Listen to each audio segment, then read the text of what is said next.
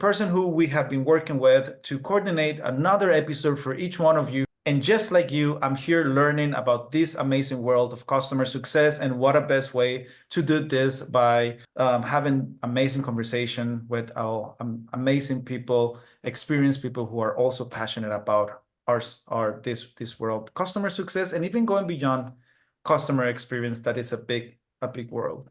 Actually, talking about customer experience, we're going to take this a little bit more from customer success. We're going to go to the customer experience side. And today's episode is titled, Let's Make Our Customer Feel Seen, Heard, and Valued. We have with us Ali Cudby. You have 20 years of experience in the customer experience world, Ali.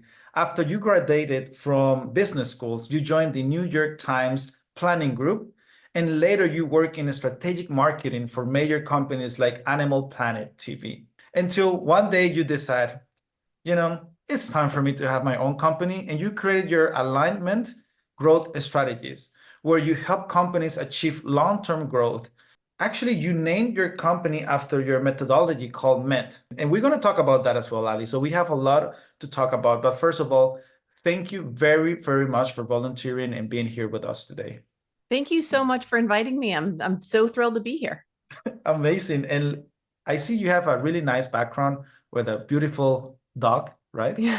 Or it must be a really big cat otherwise. No, it's a dog, and hopefully she'll stay nice and quiet back there. But if she doesn't, then I apologize in advance. It will be another guess. It's okay. Yeah, exactly. And besides that, you also have your big image of your book, because you are the author of the #1 best-selling book, Keep Your Customers, which I have here with me. So if you are on YouTube, you're gonna see this book, and there are some notes here as well. Ali, I'm in page 109. So when this is gonna be released, probably I'm gonna finish the book. Great. I love that you've got it all like tabbed like that. That's amazing. I really enjoyed your book. I really recommend everyone to read it. It's going to be in the description of this episode, where you can find Ali's book. It gives you a lot of tactical advices into how you can make your customers loyal. And there are even categories of loyal customers. And I also learned that there are some strategies like the welcome package, and when it comes to goals, and also the bullseye. What is that? There's just too much, but I really enjoyed it and recommend everyone to to read it. Let's talk a little bit about MENT, because your company is called after your methodology, and you created this methodology. What is MENT about? Yeah, so the Mint method is, and the company is called Align Mint, so it's spelled MINT, not alignment, MENT. And the Mint method is named named in coordination with the company. So it's a 4-letter acronym, and each of the letters stands for an important step in the process of making customers stay with you for the long term, because loyal customers are the really high value customers, are the ones that you want to keep. And the approach is, so M stands for make a mantra. And since you read the book, you read the part about the bullseye. And really, this mantra is a phrase or a way of talking about who your company is when it comes to the customer. Because a lot of times companies have like a mission and a vision and values when it comes to the company, but it's really helpful to make that same articulation for who you are on behalf of your customers. It's helpful for everybody who works in the company to be able to have something that they all aim for together, and that's the bullseye. And the mantra is the phrase that you use to aim for that bullseye. So that's M. And then I is identify your ideal customers. The reason that's so important is because when you're really clear about who you're selling to, you are able to speak more clearly to them in language that cuts through all of the clutter in the sales and marketing space. And so that's really helpful when you're doing everything from sales and marketing, but also even coming up with new product features. So I knowing who you're selling to, really being able to speak to them and speak their language is so important. And then also very important for CS people. If Mhm. CS teams are trying to serve tons of different industries and tons of different kinds of sort of personas, then it gets a little bit confusing. But when you're clear about who you sell to, you're clear about who your customers are, it makes it a lot better for the customer service team, the customer success team as well. And so then so the N is navigate your customer journey. So Mhm. create a really clear set of steps that not just the customer follows, but also that your team follows. You need to be able to show a very clear sequence of things that happens from the time that a customer says yes, I want to be a customer, all the way through their first renewal and beyond. And so making sure that that's very, very clear is very important. And then T is transform your outcomes with playbooks. So when you take that customer journey, those are the key steps of a customer's advancement through your products and services. But the playbooks are the things that give your customer success team the step-by-step path to success. It's really like, okay, now you're going to send this email. Now you're going to have this conversation. Here's how I want a kickoff meeting to go. Here's what I want an internal knowledge transfer meeting to go, so that everybody's really clear about like, these are the expectations. Here's how you can be successful in your job. And when CSMs have that in front of them, it just gives them so much more confidence to be able Completely. to deliver. And then that confidence helps the customer, and it becomes this like virtuous cycle in the customer relationship. And that's the Mint method. It's amazing. It's amazing because you're using power words here. And I want to, from all everything that you said, Ali, I want to highlight that you use something so simple as clear. Because when we have our leadership when they have clear goals and they have clear bullseye, again, that once you're gonna start reading this book, you're gonna see what we're talking about. It makes everything easy, even from the start, from day number one, when you're starting in a company and you start to feel that part. So you're starting being part of something. And that's what I love about the Mint and also your book. And talking about your book, what would people expect once they're reading it?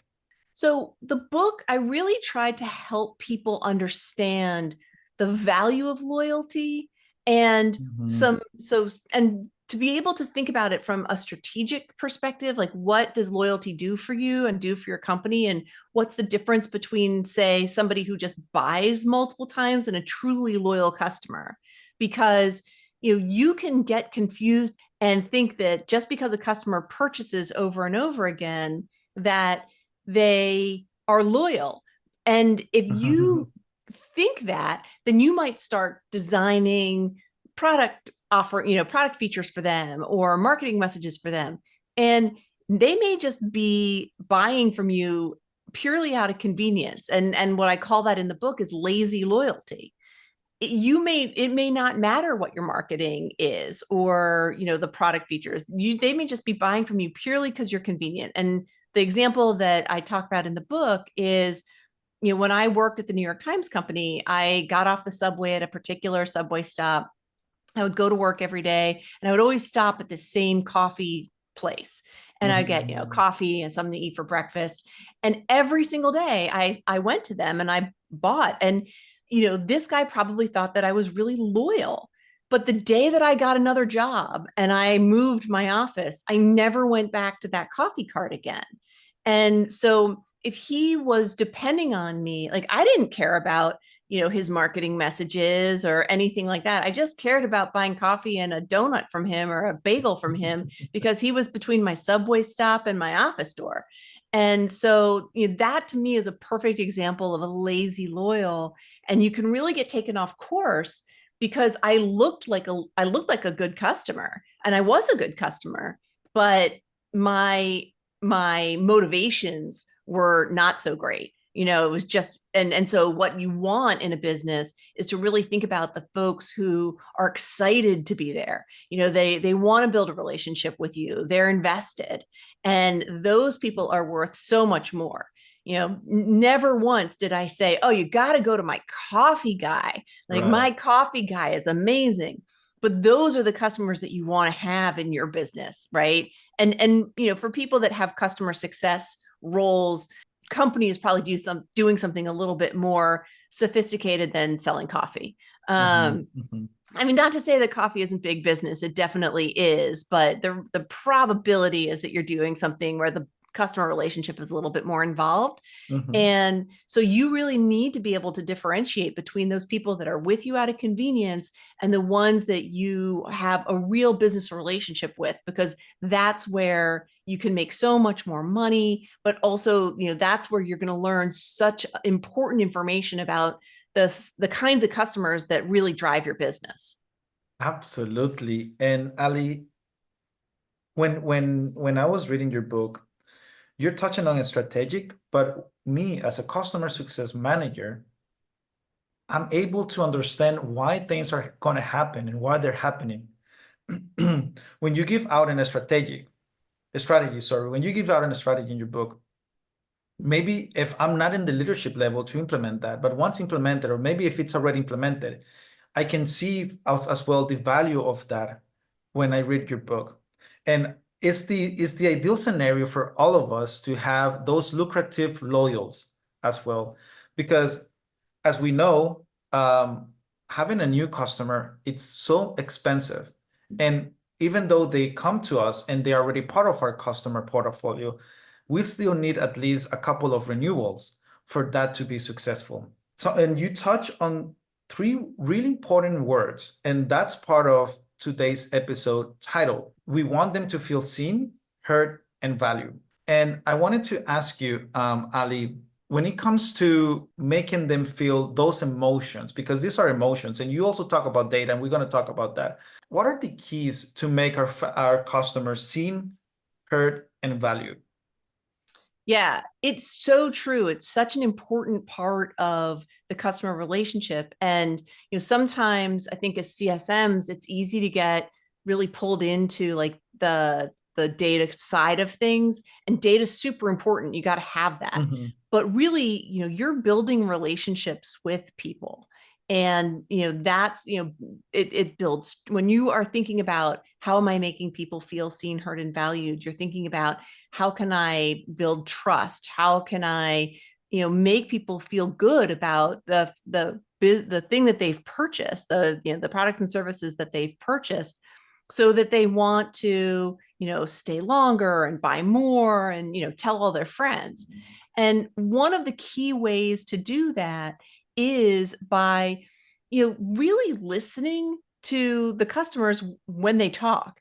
So often I think CSMs, like you're going through a kickoff meeting deck, you're going through a business review meeting deck, something like that, and you're just like, I got to hit I got to I got to like tell them their data points, and then I got to tell them about the new features that they just got and ask them if they wanted to set up a demo, and you're like boom, bada boom, bada boom, bada boom, I have and to execute, execute, right. execute. But if that customer walks away feeling like they've been bombarded with information and that they haven't been heard, then it doesn't matter how great your pitch was for that new feature. They're not going to feel like they're in a place where they are open to wanting to even try it. And I see this all the time, like a company will walk into a business review meeting and they have open tickets, and maybe they're a little bit frustrated with some product things that have not gone exactly right.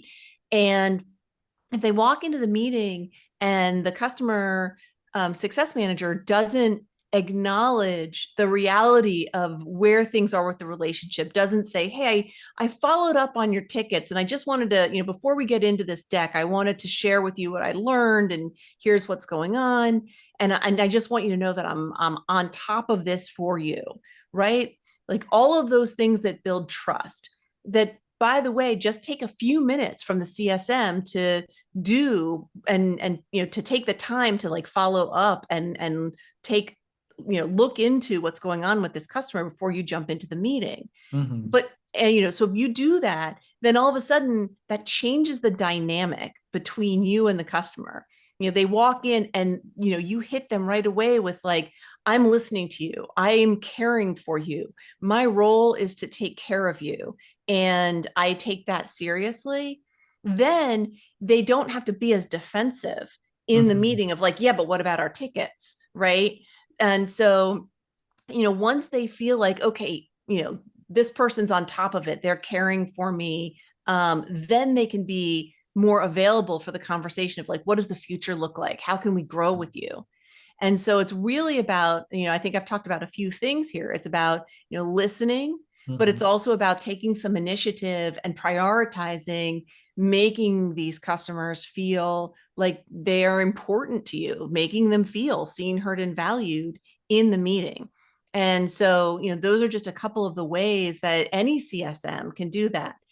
And sometimes that's easier said than done. I know that, calendars are booked and you're going from meeting to meeting to meeting. Time And management. Oof. right. And those 5 or 10 minutes that it takes to send out a couple of Slack messages and say, like, hey, what's going on with this ticket? I'm going into a QBR or whatever it is. That may feel like it's too much time, Mhm. but the value of you spending that time really pays off when you're in that conversation with the customer. And it pays off for you in so many ways, not the least of which is you're going to have a way more pleasant conversation Oh with my this God. customer. That's like 50% of the job they're done. Right. Yeah, Right. it opens you the door for you to even have difficult conversations in a better way Right. because you're already building that bridge. Yeah. And not to, and then, and then on top of that, like the enjoyment of your day is going to be a lot Mm, better if you're in a meeting where it's not combative and you feel like you get to collaborate and even sort of be thoughtful and strategic about where this customer is going and how they can use your products and services at a deeper level. That those few minutes really pay off on so many levels as you go through your day. absolutely. And you're changing also the day of the customer. You're changing your day, you're changing the customer's day. And that's part of standing out from all of those other people who want something from that customer. There's some small initiatives that we can do ourselves, and leadership plays an important piece of this in this part. But if we are able in an ideal world to make the decision to send a birthday card to your customer, or if they are just gonna be they're about to be parents, so that makes it different. We in our here in Germany, our insurance company, they sent my wife last week a birthday card, handwriting, something so simple.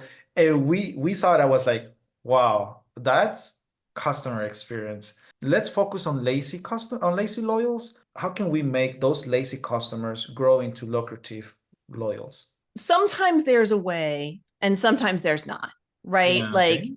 Like, and so I think that one thing that you have to do is be realistic about some of those customers. I mean, if I go back to that coffee stand example, once I moved my office to a different part of town, there was really no good reason that I was ever going to go back to that coffee stand.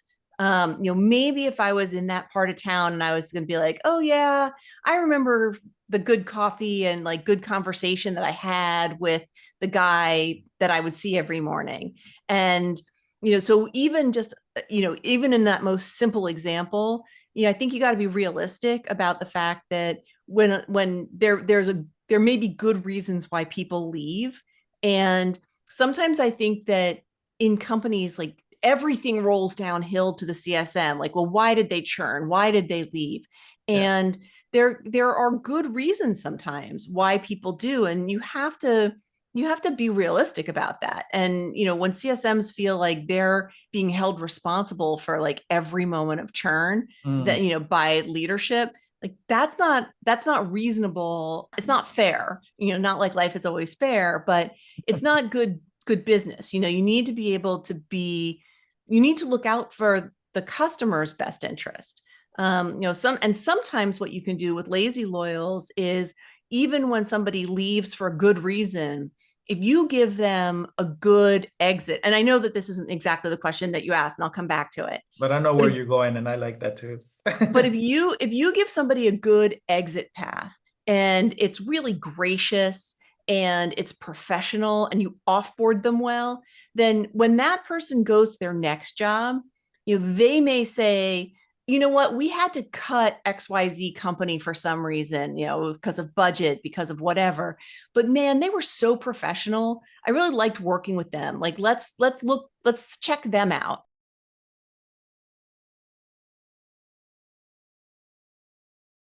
And so you never know where somebody's going to move to in their next role. And you can retain people and keep them loyal, even if you lose the account in the short term. So that's one thing. But then when we're talking about lazy loyals, it's like, yeah, they may have come to you out of convenience originally, but when you are able to sort of listen to them and understand, like, what are their goals? What are they trying to accomplish? How can I upgrade their level of loyalty so Right. that they are a little bit more invested? They may have just bought you to solve a problem. They might have bought you out of convenience.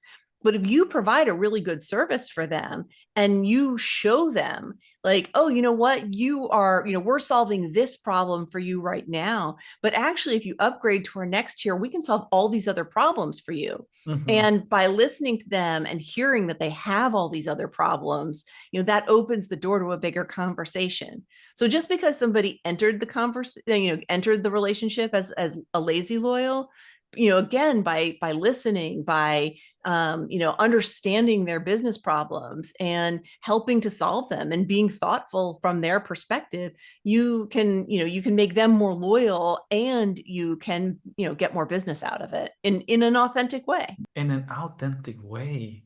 There, you explain a strategy, or you give an initiative actually, which is recognize and also celebrate. Yeah. And I was thinking about what strategies, besides all of the strategies that you just gave, but what strategy could we recommend those customer success managers who are not still in leadership, but they can come with an initiative where it might not cost that much effort, time, and energy, but enough to give more value than the cost of producing that. And I was thinking about recognizing and also celebrating. So can we touch a little bit on that, Ali? Yeah, absolutely. So, when you were talking about the cards, I was thinking about that part of the book, and the difference between recognition and celebration. So, when you recognize what a customer is doing, you're basically like looking at their behavior and you're saying, like, I see that you're doing such and such. And, Mhm. like, this is so great. And, you're giving them sort of you're taking the time to recognize their actions and identify that they've taken them, and again, this is something that takes time, but it's also something that you can automate. And so finding, like, what are those things that customers do that you can, like, identify and recognize. Celebration is something that you sort of generate yourself. So recognition is customer generated, celebration is company generated. So when you talk about that birthday card, that's something that the company says, okay, we're going to find out what our customers' birthdays are, and we're going to send a birthday card. And we're either going to actually handwrite it, or we're going to hire somebody to handwrite it on our behalf, or we're going to create a printed card that looks like handwriting. And I don't know which one you got. um, Oh, that's possible. Okay. and I don't want to burst your bubble, You but just it may not. did. You just did. But it's something that says, like, we know that if we do something as little as noticing when our customers have a birthday and we Mhm. send a card, that they feel really valued. There's a company in the United States called Chewy.com, and they sell pet stuff. And for a while, we were getting birthday cards for one of our dogs. And for some reason, we had, like, given them my dog's birthday. And so we got birthday cards from Chewy, and we got Christmas cards from Chewy. Wow. And I always thought, like, that was so impressive. And they did look handwritten. And I knew that they weren't because they're a huge company. Like, I don't think that anybody is, sitting there saying like, oh, it's, Junie's birthday, we better send a card. I know it's automated, but the fact that they prioritize it as a company, the fact that they say, this is something that we want to spend our money on, this is something we want to, make the effort to do, that to me says a lot. And I always really appreciated those cards from Chewy in the same way that you appreciated the birthday card. It Absolutely. just, it's a good choice. It's a little thing, but it's a great choice. And it's a small reminder. Customer success, part of a lot of things that we do, it's also bring value, right? And remind the customer of the value that they're receiving, that they have received, and that they will receive. That's a good reminder, but also a good an emotional reminder, like something so simple like a card can make a big difference in the psychology side of us as a human being. Because that simple card just came to my mind, same as it came to your mind about the coffee you added in your book. So it's sometimes, and something that I learned talking with Rob Zambito, it's that it's not necessarily always important to over-engineer stuff. There are some times where simple things make a huge difference. We're talking about the emotional sides here, Ali, and that's a lot about the episode, customer experience, make your customer feel seen, heard, and valued.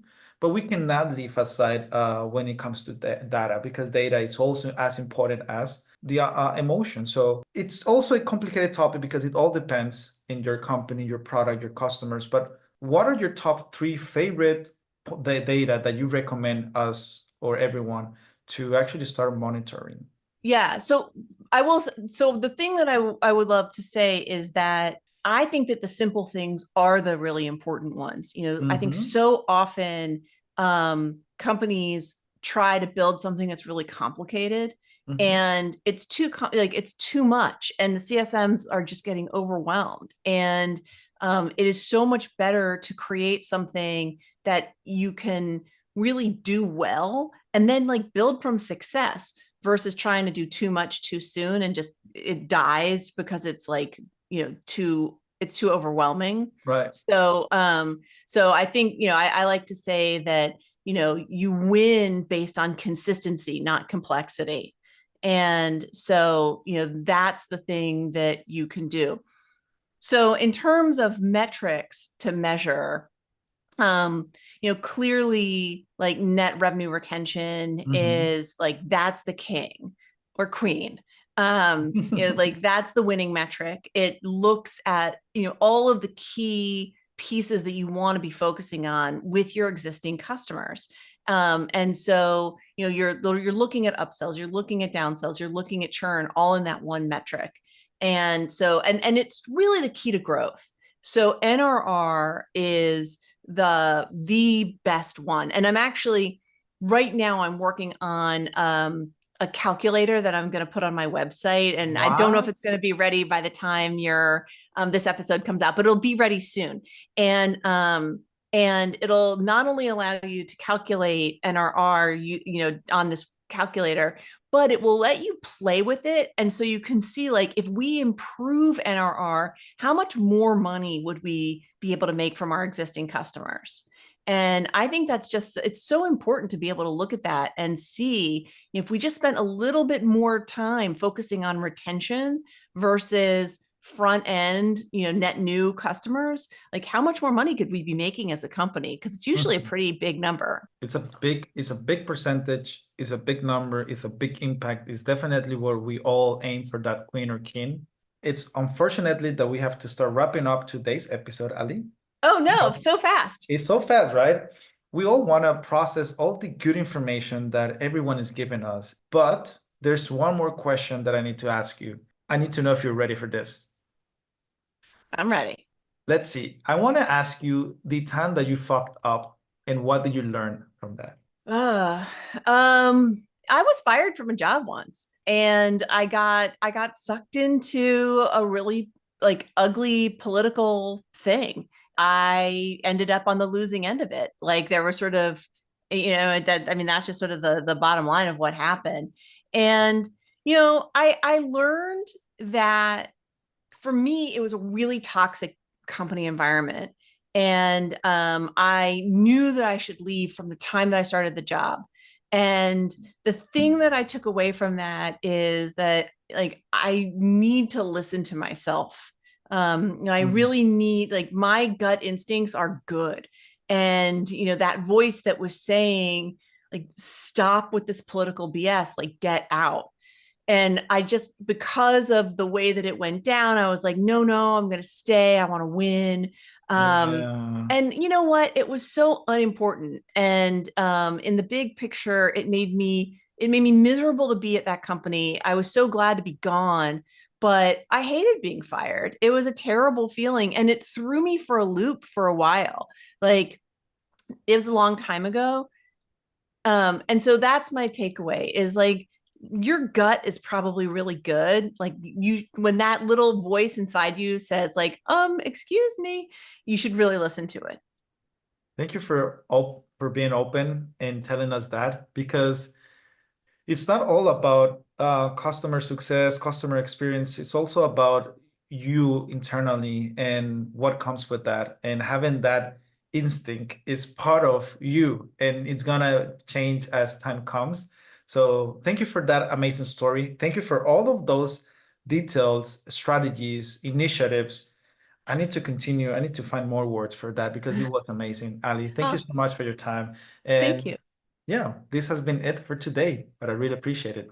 And for everyone else, remember, keep learning, keep growing, and let's keep improving the world of customer success. Until next time.